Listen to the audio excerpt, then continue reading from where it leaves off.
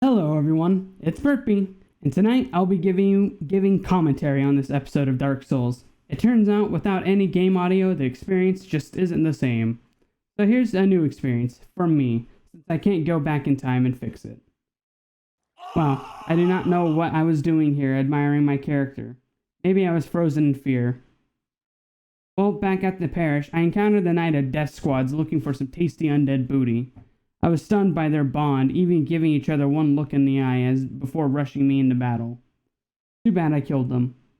Anyways, I eventually stumble upon the basement key, and while I begin to wander about aimlessly because I couldn't remember where a specific locked door was, my mind kept drawing me to the rats. I don't know why. Even still in post, I don't know what made me want to go down there. It was my inner masochism, I suppose. Now with my poison debuff, though, it felt like the best time to go up and fight the Gwen Knight. I knew the extra challenge would only serve me to be better in battle. I died pretty quickly. Now back at the bonfire, I decided I wanted to try and backtrack with the dragon gone. But it turns out, a little key factor, the dragon was not indeed gone. I let my guard down, and I decided to panic and go back and rest at the undead burg. I'll be honest, I was lost. I ran back what felt like an hour through the burg. I even stopped by that old crazy merchant man. On my way wandering around town, I came across a mossy door, and I felt like I'd be seeing it shortly. With my patience whittling down like my mom's car brakes, I decided to go test my mettle with the Gwen Knight.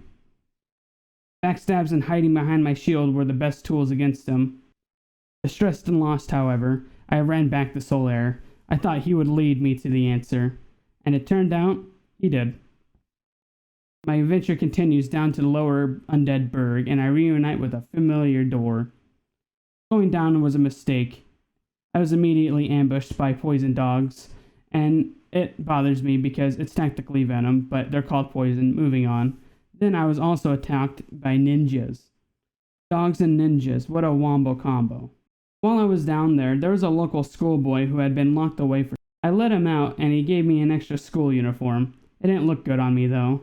It didn't hide my ugly. Continuing down the slums, I was ambushed a third time by the same venom dogs and ninjas, but this time all at once instead of waiting me in their respectful spots. I was impressed by their coordination because I literally got away with almost no health or Estus. So I did what any Dark Souls player would do. I healed myself with humanity, and then I went into the boss door. A demon immediately charged at me, and I got spooked, and then his dogs killed me pretty quickly. Walking back was even a nightmare through the shortcut. I hated all of it. The walk to the door, the venom dogs constantly chewing down my health, the ninjas throwing stars at me, all of it. I get angry talking about it right now. But the best way I can describe my first strategy in this was running around like a headless chicken. I soonly died afterwards. The demon hit like a frickin' freight train, and on top of that, he let the dogs out, and it simply ruined my day. There were many attempts with me just simply running around frantically, trying to get my souls, and then getting chopped up with grace and skill with a hibachi chef. That anger I told you about, it was building on me. I needed a better strategy. I tried eliminating the dogs one at a time by going up the stairs and giving myself lighter armor so I can dodge. I got pretty close, but then I died from my greed, and the anger finally pinnacled. I admit, I walked away to Firelink, and I cried all the way home. I decided I'll just go downstairs and ring the lower bell. Little did I know, this was an even bigger disaster waiting me. It looked like I ran into the Flying Dutchman's cabin in the woods. I ran into the ghost of the grandma SpongeBob tried to sell chocolate to, and then she just did what any granny does. Slit my throat and bled me like a fish. I quickly decided I'd rather go fight the demon, as Grandma shook me to my core. I really don't want to go back up there. I remembered I can turn my sword Super Saiyan, and the results might have shocked you. I quickly killed the Capra demon, and then ninjas ambushed me, but my victory and swift skill was too good for them. I finally killed the boss, hooray! And then I realized it was optional. Not hooray. This game is slowly breaking me. I meet the mossy merchant, and he found the new shortcut leading back to Firelink. The new area, dubbed the Depths, reminded me of how deep of a hole I was in this game. The hollows there kept flailing their torches at me. There's a giant ogre dude who rushed me with a giant cleaver, but the backstabs were pretty easy with him. I continued down further, and there was a giant rat, and he almost killed me, but I luckily ducked into a doorway. Chugging my last Estus, I went back out and I killed the monster, and not ran away like a puss. I found the sewer chamber key, and then I decided to look around for a bonfire, holding out hope.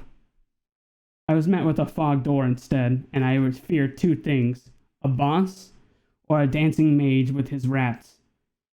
Life is full of nothing but terrors, I tell you, because look at him. In my terrored state, I ran over a hole, and then I fell through and died. Trying to get back to my souls, I must have taken a wrong turn, because I don't remember the slime eating me. However, it was a victory, because I ended up using that sewer key, and finding the bonfire I held out hope for. I found my souls wandering about, and then I made it back to the bonfire to level up a bit. Exploring my way around, I found those dancing mage and rats again, and then I took them out. But as fate would have it, I fell down that same hole. This time, however, I lived with a sliver of health, enough to heal and fight the giant geckos that decided they wanted to fight me too. I was met with a strange merchant that decided the sewer of all places was the best place for it. Beyond me. They had some more sand spice, so I knew it'd be nice later. And just like that, I knew I was walking into the boss room. Super wide, super big, but at least I was given a friend. Solar was here. When I was initially walking into the boss, I was fooled by his appearance. It was a little head, but then I was horrified by his grotesqueness. I don't know if that's even a word, but we were off to a good start. Things don't always stay out that way, because Solar died, and then with my partner died, I cried, and then with me crying, I soon after died. The second time went a lot better, though, until the last second, because then he vored me. I feel cheated, but I suppose that's realistic since he's a giant dragon. The third time, however, I got mad, because he just decided to run me over like a freight train. After an eternity of dying and getting picked up and vored, Solar finally decided to use his lightning ability that dragons are weak to. And we managed to actually kill him. I guess I was lucky that one time. Killing the gaping dragon allowed me to be able to open the door the sewer merchant was sat next to. Maybe he wanted the door open, he was just too shy to ask, I don't know. He's good to go now if he wants to leave though.